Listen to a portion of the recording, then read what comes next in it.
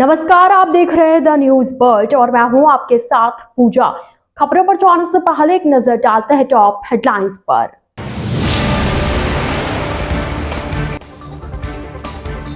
Kherwara police और आबकारी विभाग ने संयुक्त कार्रवाई करते हुए बंजारिया इलाके में अवैध शराब के भंडारण को पकड़ा।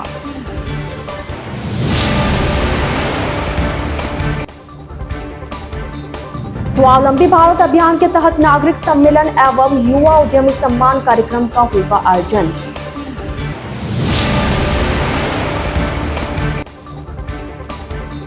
अट्ठाईस सितंबर को शुरू होगी third national physical disability T20 cricket प्रतियोगिता।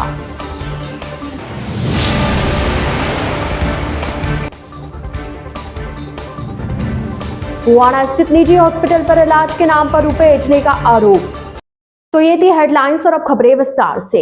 आगामी विधानसभा चुनावों को मद्देनजर रखते हुए जिला पुलिस अधीक्षक भुवन भूषण यादव द्वारा अवैध शराब की तस्करी के खिलाफ विशेष अभियान चलाया जा रहा है। अभियान के तहत एएसपी खेरवाड़ा पर्वत सिंह और सीओ ऋषभदेव हैरम्ब जोशी के सुपरविजन में खेरवाड़ा थाना अधिकारी दिलीप सिंह जाला और आबकारी निरीक्षक जितेंद्र सिंह के नेतृत्व में एक टीम गठित की गई, जिस पर खेरवाड़ा आबकारी विभाग और खेरवाड़ा पुलिस थाने की टीम ने संयुक्त कार्रवाई करते हुए बंजारिया इलाके में भारी मात्रा में अवैध शराब के भंडारण को पकड़ा। पुलिस और आबकारी विभाग की टीमें संयुक्त कार्रवाई करते हुए पता लगा रही है कि किसने कितनी अवैध शराब का भंडारण किया है। खेरवाड़ा थाना अधिकारी दिलीप सिंह जाला, आबकारी निरीक्षक जितेंद्र सिंह एवं पीओ खेरवाड़ा धोलाराम के निर्देशन में कार्रवाई को अंजाम दिया गया।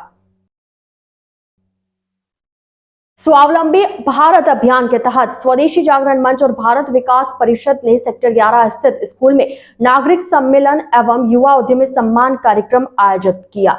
कार्यक्रम के मुख्य वक्ता स्वावलंबी भारत अभियान के राष्ट्रीय समन्वयक प्रचारक सतीश कुमार ने कहा कि पंडित दीनदयाल उपाध्याय ने कहा था कि समाज के अंतिम व्यक्ति की समृद्धि ही राष्ट्र की समृद्धि होगी। आज के दौर में रोजगार एक बड़ी समस्या के रूप में नजर आता है। इसके लिए संघ के आर्थिक क्षेत्र के 32 संगठनों में एक साथ मिलकर काम करना तय किया है। देश के युवाओं को स्वावलंबन के लिए तैयार करना, उनके साथ तकनीकी, बैंकिंग आदि की सुविधा उपलब्ध कराने के लिए स्वावलंबी भारत अभियान ने भारत के 400 जिलों में जिला रोजगार सृजन केंद्र स्थापित किए। यह केंद्र बेरोजगार और नियोक्ता के मध्य सेतु का काम करेगा। इस अमृत काल में सभी को रोजगार युक्त कराना संघ का उद्देश्य है।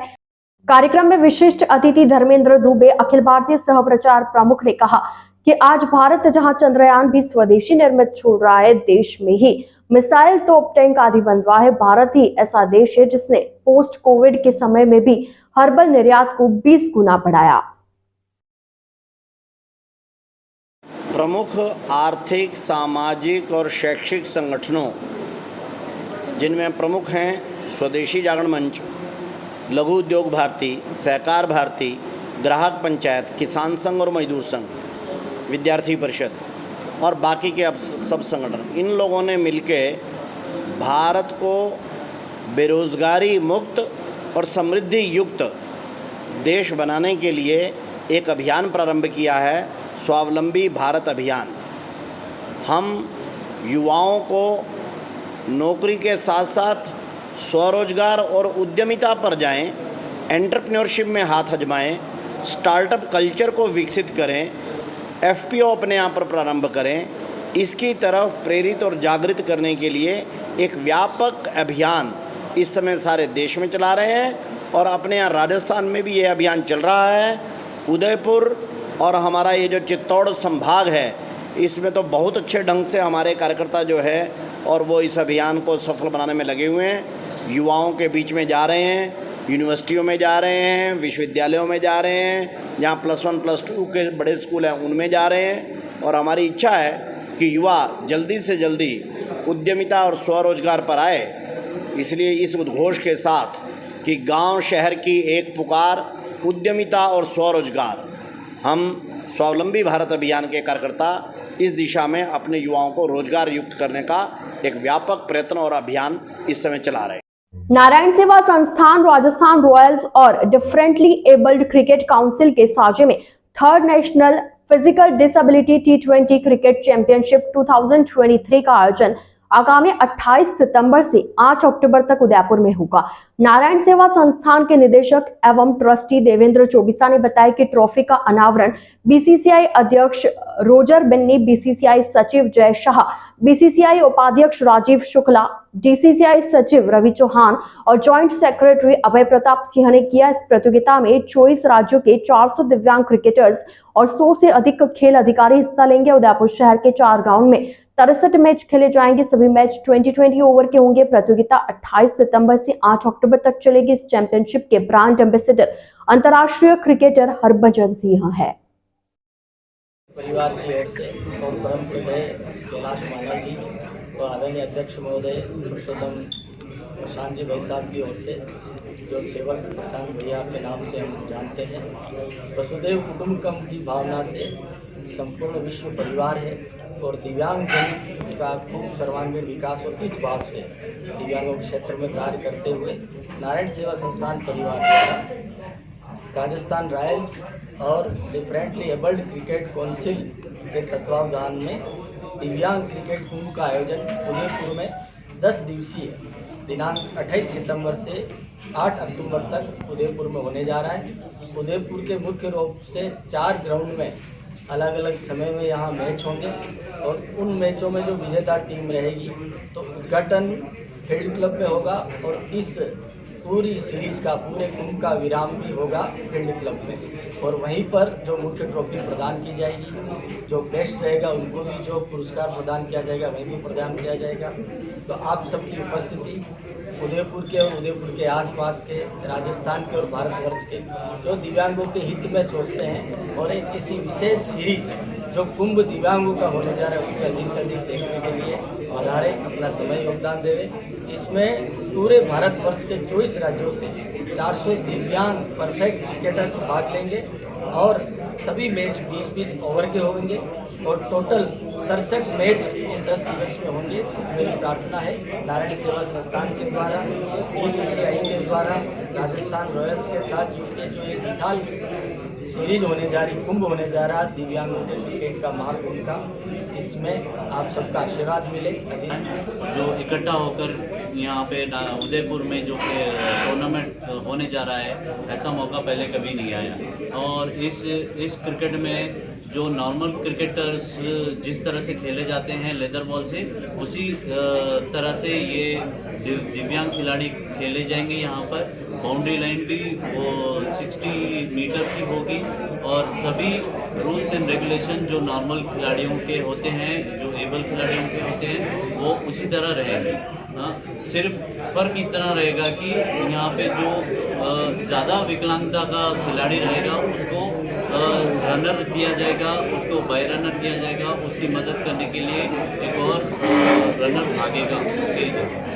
बाकी सब इसके रूल्स रहेंगे, एमसीसी के रहेंगे और बहुत ही अच्छा है, जिसमें man of the series scooty दी जाएगी यहाँ पर। और मैं सबसे धन्यवाद करता हूँ नारायण सेवा संस्थान का और डीसीसीआई के सचिव श्री रविकांत जी ने एक बहुत बड़ा दिव्यांगों को एक अपने आप में बहुत अच्छा एक प्लेटफॉर्म दिया है। इसलिए मैं सभी आप लोगों का भी धन्यवाद करता हूँ कि बिजली का करंट लगने से घायल बांसवाड़ा जिले के सांगेता निवास की भरत नेनावा का बांसवाड़ा के सरकारी अस्पताल में इलाज चल रहा था, जहां से तबीयत ज्यादा बिगड़ने पर मरीज को उदयपुर रेफर किया गया, जिसे इलाज के लिए उदयपुर के बुवाना सर्कल स्थित सरोज हॉस्पिटल में भर्ती करवाया गया। घायल के परिजनों का कहना है कि सरोज हॉस्पिटल के डॉक्टर सुरज्ञान मीणा और अस्पताल की पूरी टीम ने इलाज की जिम्मेदारी ली थी और मरीज को ठीक करने का आश्वासन दिया था।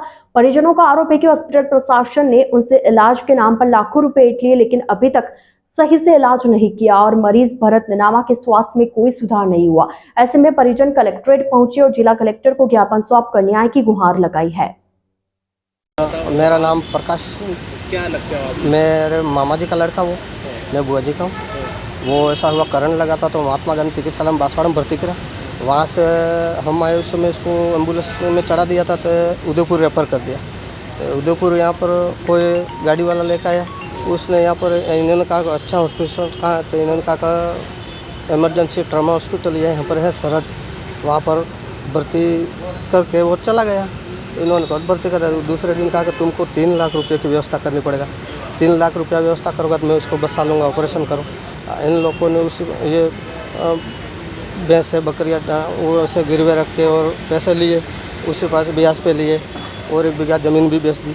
उसने 3 लाख रुपया जमा करवा दिए। उसके बाद में 3 हो गए और 5 दिन बाद फिर वो बोले कि हमको ऐसा करो 4 लाख रुपया और दो। 4 लाख रुपया 5 दिन बाद फिर दिए। मैं बाहर से डॉक्टर मंगला ऑपरेशन कराऊँ, 4,15,000 फिर ले लिए। उसके बाद फिर 1 महीना हो गया और हमने 8 दिन पहले पूछा डॉक्टर क्यों ना ये ऑपरेशन एक भी ऑपरेशन नहीं किया, डॉक्टर को भी नहीं बुलाया। इसके बाद डॉक्टर ने आया तो हमने कहा था अब तुम्हारे 3 लाख की व्यवस्था और करो। 10 लाख रुपये ले लिए। उसके बाद फिर कह रहे कि अब तुम बाहर रह जाओ। 4 दिन से हमको दबाव डाल रहे हैं, ऐसे मरीज को निकालो, खतरा, जान से खतरा और सीरियस पड़ा और हमारे पास अब कुछ बचा नहीं। अब दूसरे हॉस्पिटल पे जाएँ तो पैसा भी चाहिए, कहाँ से व्यवस्था करके। अब भी गंभीर, एक भी ऑपरेशन नहीं किया, पैसे पूरे हड़प लिए और एक भी ऑपरेशन नहीं। करंट से करंट लग गया। तो साढ़े हमें पता ही नहीं, हम गांव में थे कि वो दूसरा फ़ोन किया कि उदयपुर ले जो सरोस हॉस्पिटल ला के भर्ती किया। 1 महीना 10 दिन हो गया तो 3.5 लाख बोला डॉक्टर ने, वो ऑपरेशन कर दे ठीक हो जाए ऐसा बोल के। फिर ही थोड़ा दिन हुआ तो बेंगलोर से डॉक्टर मंगा था और आज आए डॉक्टर, कल आए डॉक्टर। ऐसा कर के पैसा ले कर 6-7 लाख रुपया हो गया। अब ज़मीन जगह जो था वो तो बेच दिया। अब कहाँ दूसरा 10-12 ले जो बोले कहाँ ले सकते हैं, पैसा तो है नहीं हमारे पास, गाड़ी गिरा का पैसा नहीं, कहाँ ले जाएँ अभी इसको। कोई इलाज नहीं, मरीज को सब बेहोश करके पड़ा है, थोड़ा बोलता ही नहीं है, हाथ वो भी नहीं हलाता है। ऐसा लेके कहाँ जाते हैं, हमें लुगाई हैं, कोई इसका भाई है, इसका बाप ही नहीं है, कहाँ लेके जाओ। अभी क्या किया? जहां एक और पर्यटन को बढ़ावा देने के लिए प्रशासन अपनी कमर कस रहा है, वहीं शहर की विरासतों का हाल बेहाल है। रविवार और सोमवार को उदयपुर में जहां राजनीति, फिल्म और बिजनेस जगत के वीआईपी लोगों का जमावड़ा था, ऐसे ही पूरे वर्ष पर्यटकों व नेताओं से लेकर बहुत सारे वीआईपी लोग उदयपुर पहुंचते हैं। शहर को सुंदर बनाने के लिए स्मार्ट सिटी और नगर निगम द्वारा कई सारे काम किए जा रहे हैं, लेकिन कुछ असामाजिक तत्व इन कार्यों पर पानी फेर रहे हैं और शहर की सुंदरता को नुकसान पहुंचाने में लगे हुए हैं। असामाजिक तत्वों ने कुछ ऐसा ही हाल किया है चांदपोल गेट पर स्थित दर्शक दरगाह का, जहां बदमाशों ने वहां लगे कांच तोड़ दिए। वहीं 5 दिन बीत जाने के बाद भी स्मार्ट सिटी व नगर निगम के जिम्मेदारों ने इसकी सुध तक नहीं ली। यहां तक कि टूटे कांच की शिकायत कर उसे बदलवाने की जगह पश्चिम सांस्कृतिक केंद्र विभाग वहां लगी पेंटिंग्स को निकाल कर ले गया। इस पर शहर जिला कांग्रेस कमेटी सचिव कुशल आमेटा ने बताया कि चांदपोल गेट के कांच असामाजिक तत्वों ने तोड़ दिए हैं। वहां से खुद विरासत समिति अध्यक्ष मदन दवे दिन में कई बार निकलते हैं, लेकिन उन्होंने भी इस पर कोई एक्शन नहीं लिया। द न्यूज बर्ड के इस बुलेटिन में फिलहाल वक्त हो चला एक छोटे से ब्रेक का। ब्रेक के बाद जल्द हाजिर होंगे, आप बने रहिए द न्यूज बर्ड के साथ।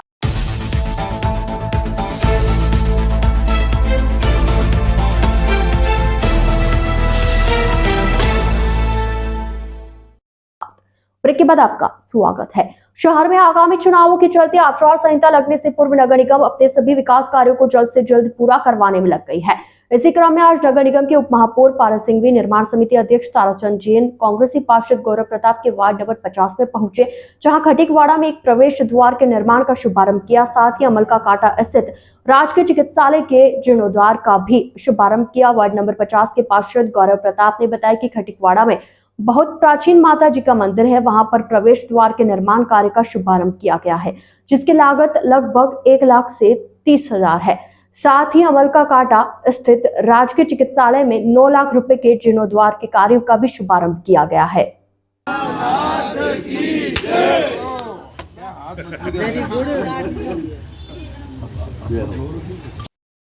वल्लभनगर तहसील के ग्राम पंचायत अड़िंदा का गांव रातारेला पिछले कई वर्षों से अड़िंदा पछुआर मंडल में आता है, जो कि गांव से सिर्फ 1 किलोमीटर की दूरी पर स्थित है, जिसमें ग्रामीणों को राजस्व संबंधित किसी भी काम में समस्या नहीं आती थी। लेकिन हाल ही में रातारेला गांव को कच्छेर पटवार मंडल में शामिल कर दिया गया, जो कि रातारेला गांव से 10 किलोमीटर दूर है। ऐसे में ग्रामीणों को काफी समस्या आ रही है।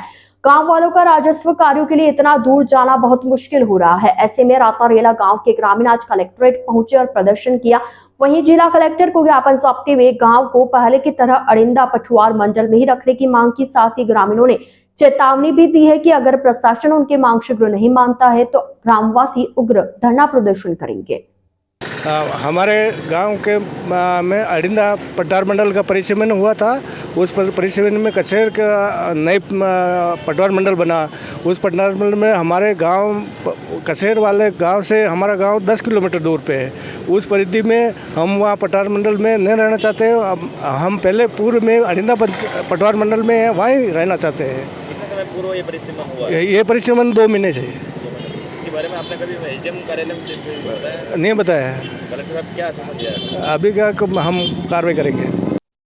जिले के सायरा ब्लॉक के कांजी के गुड़ा गांव में बीती देर रात एक अजीब वाकया हुआ। आधे घर में पैंथर ने कब्जा जमाया तो आधे में परिवारजन डरे सहमे डटे रहे। उदयपुर रणकपुर मुख्य मार्ग पर बैठा एक पैंथर किसी वाहन की आहट से घबराकर रात को पुजारी मोहनलाल लागता के घर में घुस गया।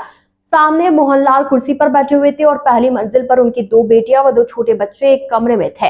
पैंथर को देखकर मोहन ने हलचल की तो वह सामने के कमरे में घुस गया। मोहनलाल के उसे डराने पर वह कमरे से बाहर निकलकर घर से बाहर भागा, लेकिन बाहर से कुछ लोग मोबाइल की टॉर्च डालते हुए घर की ओर आ रहे थे। ऐसे में पैंथर वापस से घर में घुस गया और सूचना मिलने के बाद सायरा पुलिस मौके पर पहुंची। बाद में वन विभाग के सायरा क्षेत्र की टीम व कुंभलगढ़ वन्यजीव अभ्यारण्य की टीम भी मौके पर पहुंची। हालांकि कुछ नहीं सूझने पर उदयपुर से टीम को बुलाया गया। देर रात 2 बजे करीब टीम वहां पहुंची और पैंथर का रेस्क्यू किया। इसके बाद परिवारजनों ने राहत की सांस ली। देखो शॉट देखो ये मिल रहा है, दिख रहा है पैंथर, दिख रहा है पैंथर। अरे भैया सुनो। विराटनगर विधानसभा क्षेत्र के देवली ग्राम में श्री हीरामल महाराज के भंडारे का आयोजन किया गया, जिसमें राजस्थान राज्य भारत स्काउट एवं गाइड स्थानीय संघ विराटनगर के सचिव फूलचंद मीणा के आदेशानुसार स्काउट मास्टर विक्रम कुमार कुंभावत के निर्देशन में स्थानीय संघ विराटनगर के 30 स्काउट्स और रोवर्स ने अपनी सेवाएं दी। उक्त सेवा कार्य में स्काउट्स के टोली नायक की भूमिका रोवर विक्रम कुमावत, रजनीश कुमावत ने निभाई, जिसमें स्काउट कुलदीप, विष्णु, विश्वजीत, विश्वास सहित 3 स्काउट्स ने भंडारे में सेवा कार्य किया। भंडारे में हजारों की संख्या में भक्तों ने प्रसाद ग्रहण किया और बाबा का जयकारा लगाया। मेला कमेटी ने स्काउट्स के कार्य की सराहना की और स्काउट्स को प्रतीक चिन्ह भेंट कर सम्मानित किया। आइए चलते चलते एक बार फिर नजर डालते हैं आज की टॉप हेडलाइंस पर।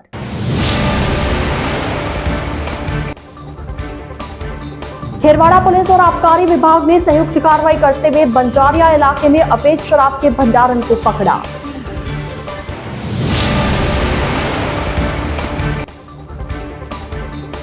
स्वावलंबी भारत अभियान के तहत नागरिक सम्मेलन एवं युवा उद्यमी सम्मान कार्यक्रम का होगा आयोजन।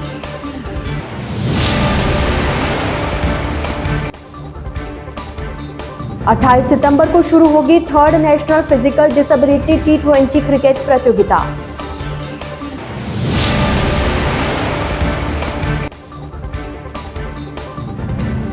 फुआना स्थित निजी हॉस्पिटल पर इलाज के नाम पर रुपए ऐंठने का आरोप। तो आज के इस बुलेटिन में फिलहाल के लिए इतना ही। अब दीजिए इजाजत पूजा को, आप बने रहिए द न्यूज वर्ल्ड के साथ। नमस्कार।